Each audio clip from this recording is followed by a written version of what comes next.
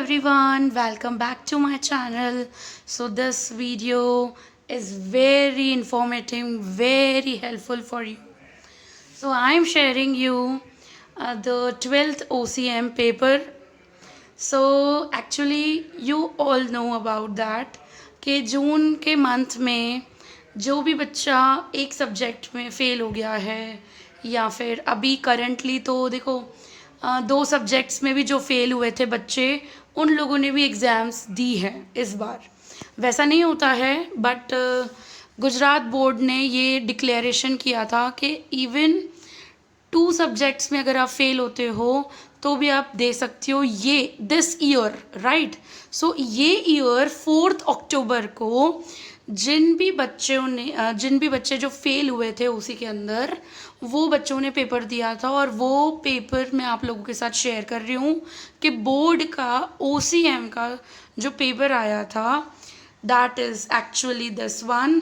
So please ये video and तक देखिएगा अच्छे से, राइट। सो यहाँ पे लिख रहा है अगस्त 2020 बट एक्चुअली ये 4 अक्टूबर को ही एग्ज़ाम कंडक्ट हुई है, राइट। सो यहाँ पे देखो this is actually the board paper, right. इस तरीके से आपका बोर्ड का पेपर आता है। आपको ये कोड नंबर दिया जाता है, देन टाइमिंग वगैरह लिखा रहता है, मैक्सिमम मार्क्स, देन इंस्ट्रक्शंस वगैरह लिखे हुए होते हैं अच्छे तरीके से। So first of all we have to read all the instructions properly, okay. So again you all know कि मोस्टली इको एंड OC का पेपर स्टाइल थोड़ा बहुत सिमिलर रहता है, ठीक है। सो इसमें भी 5 सेक्शंस होते हैं, section A B C D E and total 49 questions इसके अंदर रहेंगे। सो क्वेश्चंस जो है all questions are very compulsory. Options दिए गए होंगे लेकिन इंटरनल ऑप्शंस आपको दिए गए होंगे और राइट हैंड साइड पे सेक्शन के राइट हैंड साइड पे आपका फुल मार्क्स का नोटिफिकेशन आपको दिया गया होगा और answer should be written according to the instructions only. So जिस तरीके से आपको इंस्ट्रक्शंस दिए गए हैं so please read the question clearly and properly. So I am repeating again. So and this start new section on a new page, this is actually written on the instructions। so ये board के paper में लिखा हुआ है कि please start new section on a new page, okay. So please ये सब चीज़ों का अभी से ही आप ध्यान रखिए, ओके। सो हम लोग स्टार्ट करते हैं, that is a section A। देखिए क्या लिखा है इसके अंदर, that is 1 to 10। Question number 1 से लेकर 10 तक are multiple choice question and each question contain 4 options. Select and write the correct one from the options A B C D and each question carries 1 mark. So आपका ये एक question 1 mark का ही है। Total 10 question आपको मिलेंगे section A में, वो भी MCQ। सो टोटल 10 मार्क्स ये सेक्शन का। एंड देखो मैं आपको है ना इस वीडियो में MCQs भी हम लोग सॉल्व कर देते हैं, राइट। सो आपके लिए हेल्पफुल हो जाएगा ये। सो देखो फर्स्ट वाला MCQ यही दिया हुआ है कि if planning is a brain of the business then what is organisation. So क्या होगा, heart, limbs, structure, blood. So of course the answer क्या आएगा, दैट इज स्ट्रक्चर। इसके जगह पे भी बॉडी भी आ सकता है कि planning is a brain of the business and organisation is a structure और द बॉडी, राइट। लिम्स जो है वो स्टाफिंग को बोला है और ब्लड जो है वो फाइनेंस को बोला हुआ है, ठीक है। तो ये तो आएंगे नहीं, हार्ट कुछ बताया नहीं है अंदर, ठीक है। सो आंसर क्या आएगा, C, that is structure. Next आ जाते हैं second MCQ, that is if employee does not get the appropriate compensation. अगर एम्प्लॉय को सही तरीके से कंपेंसेशन, सैलरीज एंड ऑल ये सब कुछ नहीं मिलेगा then what arises. So simple सी बात है, लेबर टर्नओवर हो जाएगा, निकल जाएगा, वो उस कंपनी में नहीं रहना पसंद करेगा। So that is A option, that is labour turnover, okay. So third, that is which of the following plans determine the objectives of the business. देखो ऑब्जेक्टिव्स ऑफ द बिजनेस, इन चारों में से जो आंसर आएगा that is actually answer B, that is strategic plan. Strategic plan में determine किया जा सकता है objectives of the business, because standing plan में नहीं आएगा, because standing plan is actually the repetitive plan. So ये भी आंसर नहीं होगा. B is our answer, that is strategic plan. C answer नहीं होगा. Tactical plan is actually the short term plans prepare by the middle level management. And single use plan तो आना ही नहीं है यहाँ पर. सो आंसर आएगा बी. ठीक है. Fourth, that is what can not be delegated from the following. So इनमें से क्या डेलीगेट नहीं किया जाता है. सो आंसर आपका आएगा that is actually accountability. Right. So accountability delegate नहीं की जाती है. वो ऑलरेडी जब हम लोग अथॉरिटी डेलीगेट करते हैं तो अकाउंटेबिलिटी आ ही जाती है. फिर आ जाता है dash is the first stage of the controlling process. So first stage जो है that is option D, that is setting standards. Setting standards हमारा आंसर आएगा क्योंकि फर्स्ट ये है. सेकेंड आ जाता है gathering the information. Third step आता है कंट्रोलिंग में measuring the performance. Fourth step आता है that is comparing actual performance against set standards. And last option आ जाता है, मतलब फिफ्थ नंबर आ जाता है प्रोसेस में corrective action. This is your chapter number 7 controlling. Controlling chapter का ये MCQ है. सो आपका आंसर आएगा सेटिंग स्टैंडर्ड्स, पहला फर्स्ट स्टेज. फिर सिक्स्थ वन आ जाता है how many types of capital structures are there. So total 4 है capital structure. First one only equity share. Second one के इक्विटी और preference share. Third one debt is equity और debentures. And fourth one debt is equity share, preference share and debentures. So इस तरीके से हम लोग company का capital structure decide कर सकते हैं. सो आंसर आएगा आपका 4. फिर सेवेंथ MCQ आ जाता है with whom has the foreign investment institution get registered. So simple सी बात है कि फॉरेन इन्वेस्टमेंट इंस्टीट्यूशन किसके साथ रजिस्टर करवाना पड़ेगा. अगर फॉरेन इन्वेस्टर्स को हमारे कंट्री में इन्वेस्टमेंट्स करना होगा तो उनको SEBI, that is securities exchange board of India, so उसके साथ वो रजिस्टर करवाना पड़ेगा. तो आंसर आएगा डी, सेबी.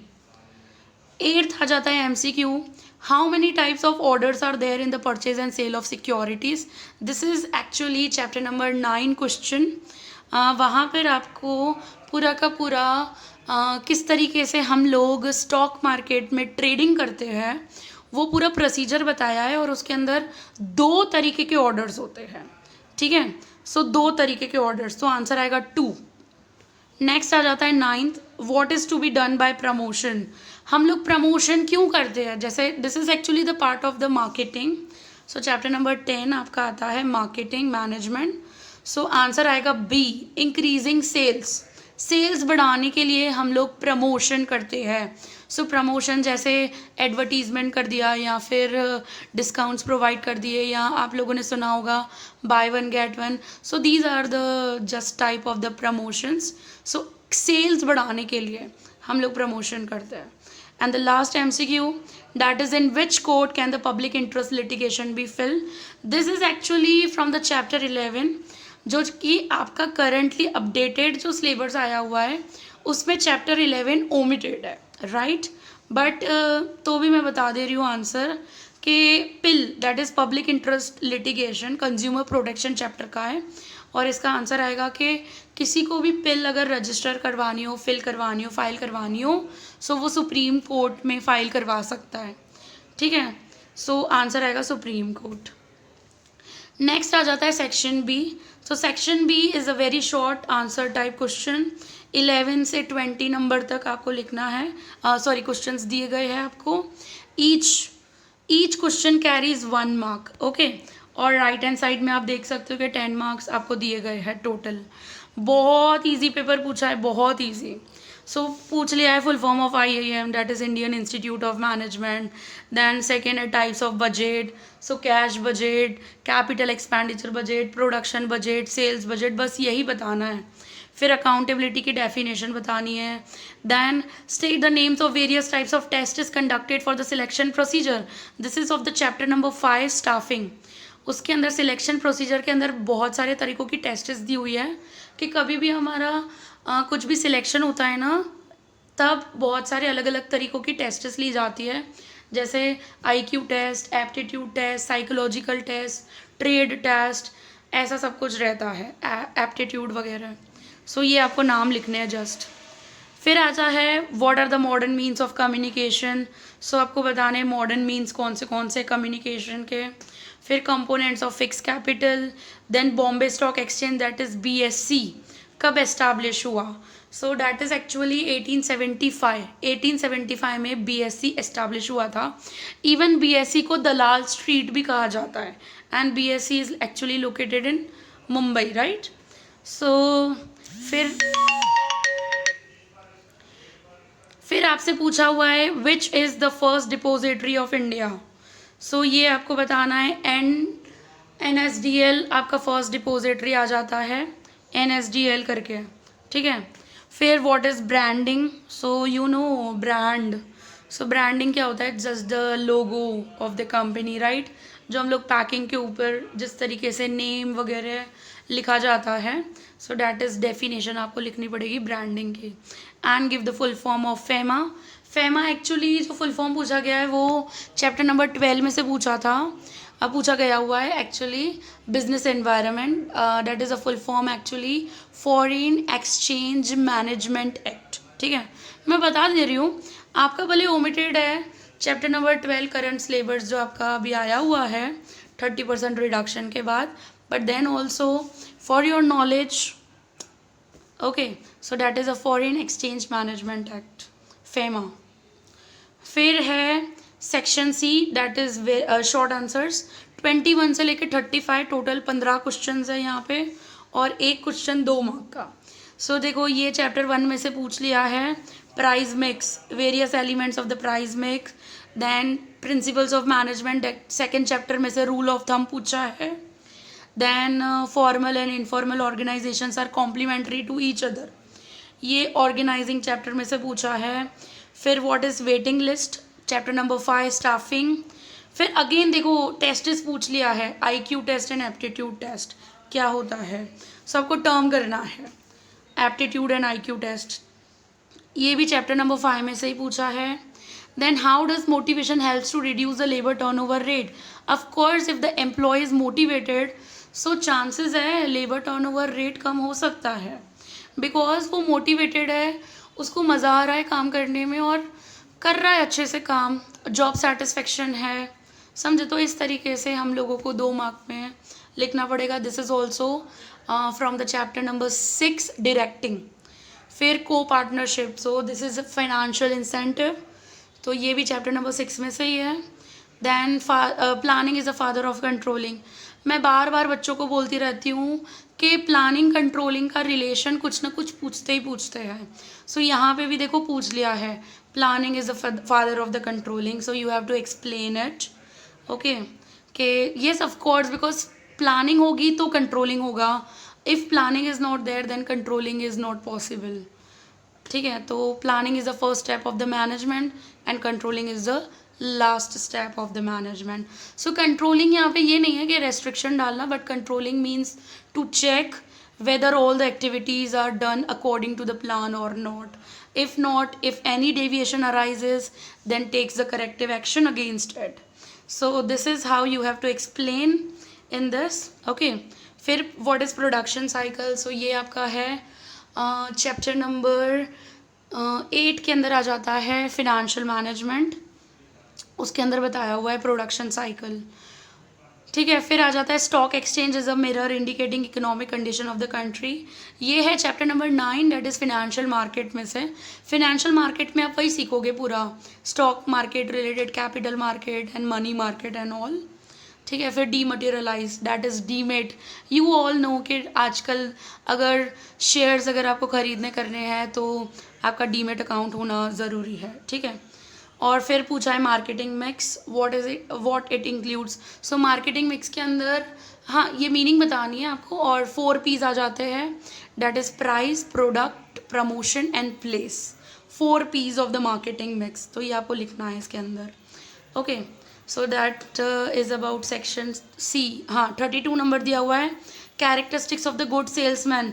एक सेल्समैन के अंदर क्या क्या कैरेक्टरिस्टिक्स होनी चाहिए, सो एनी 2 कैरेक्टरिस्टिक्स, उसका कम्युनिकेशन स्किल अच्छा होना चाहिए, देन उसको लैंग्वेजेस आनी चाहिए, उसका काइंड बिहेवियर, उसकी पर्सनालिटी एंड ऑल अच्छी होनी चाहिए। तो आप इस तरीके से बता सकते हो कोई भी 2 कैरेक्टरिस्टिक्स। फिर अगेन देखो एमसीक्यू में भी पूछा था पिल रिलेटेड, और यहाँ पे भी ब्रीफ पूछा है PIL, public interest litigation, consumer protection chapter में से है। और ये 34-35 नंबर जो है वो political factors, business environment chapter number 12, और what is privatisation, this is also from the chapter number 12। ठीक है, तो ये 2 क्वेश्चंस 12 चैप्टर से पूछे गए हैं जो कि आपका करंटली सिलेबस में ओमिटेड है। ओके, फिर आ जाता है section D. So section D 3 marks का ईच क्वेश्चन है। टोटल यहाँ पे आपको मिलेंगे 10 क्वेश्चन, 36 नंबर से शुरुआत होगी 45 नंबर तक। सो यहाँ पे आपको थोड़ा सा आंसर लॉन्ग थोड़ा करना पड़ेगा, 3 मार्क्स का है क्योंकि। ठीक है, फिर देखो फर्स्ट लिखा है, फर्स्ट चैप्टर में से ही functions of financial management, then first chapter में से ये difference between middle and bottom level. फिर चैप्टर 2 में से है पीटर एफ ड्रकर का कंट्रीब्यूशन, एमबीओ याद रखना, ये तो बहुत इंपॉर्टेंट है Peter F Drucker. So he is actually the father of modern management, उनको कहा जाता है father of modern management, Peter F Drucker. So next आ जाता है matrix organisation, chapter number 4 organising. फिर इंपॉर्टेंस ऑफ डिसेंट्रलाइजेशन है, this is also from the chapter number 4 organising. फिर इंपॉर्टेंस ऑफ कंट्रोलिंग है, चैप्टर नंबर 7। एनी 6 आपको दी हुई है तो any 6 you have to write it. फिर डिफरेंस बिटवीन दिया हुआ है gross working capital, net working capital, या तो फिक्स कैपिटल और वर्किंग कैपिटल। देखिए ये चैप्टर नंबर 8 में से है, फिनेंशियल मैनेजमेंट चैप्टर में से। फिर एनएसडीएल रिलेटेड देखो पूछा है, तो वो फर्स्ट डिपोजिटरी मैंने बताया था ना कि फर्स्ट डिपोजिटरी 1 मार्क में भी पूछा था। सो देखो 3 मार्क्स में उसके रिलेटेड शॉर्ट नोट पूछ लिया है, एनएसडीएल, ये चैप्टर नंबर 9 का है। फिर है factors affecting price, so this is actually from the chapter number 10 marketing. Marketing chapter में से ये चीज़ पूछी गई है। और इवन ऑब्जेक्शंस अगेन एडवर्टीजमेंट, ये भी उसी के अंदर टॉपिक है चैप्टर नंबर 10 के अंदर। सो जो चैप्टर्स में से कुछ भी रिलेटेड टॉपिक्स नहीं हैं, so please go through it thoroughly, बहुत अच्छे से ध्यान देना आप लोग। चैप्टर 10 भी मार्केटिंग बहुत इंपॉर्टेंट चैप्टर है। ठीक है, फिर आ जाता है लास्ट क्वेश्चन आपका, that is actually negative effects of privatisation. So ये आपसे पूछा है चैप्टर नंबर 12 बिजनेस एनवायरनमेंट में से। फिर that is last section, section E, 5 marks each question, 46 to 49 long answer. So देखो सबसे इजी पूछ लिया, आप सबको पता ही है प्लानिंग चैप्टर तो पूछा जाता ही है, उसके अंदर से 5 मार्क्स का क्वेश्चन। सो यहाँ पे लिमिटेशन पूछ लिया है। और मैंने बताया है स्टाफिंग चैप्टर में से भी पूछते ही है। सो इस स्टाफिंग चैप्टर में से या तो सिलेक्शन प्रोसीजर पूछ लेते हैं या तो सोर्सेज ऑफ रिक्रूटमेंट पूछ लेते हैं, लेकिन यहाँ पर ट्रेनिंग एंड डेवलपमेंट का डिफरेंस बिटवीन पूछ लिया है, वो भी खाली 5 पॉइंट।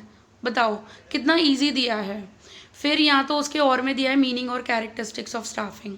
देखो प्लानिंग चैप्टर में से 5 मार्क्स का आता है ओसी के अंदर, देन स्टाफिंग चैप्टर में से 5 मार्क्स का आता है, डायरेक्टिंग चैप्टर में से भी आता है, और डायरेक्टिंग में से देखो बैरियर्स पूछ लिए हैं।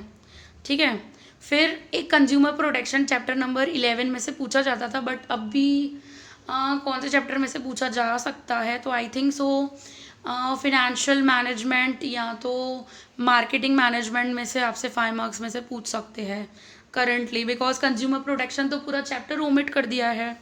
ठीक है, तो बट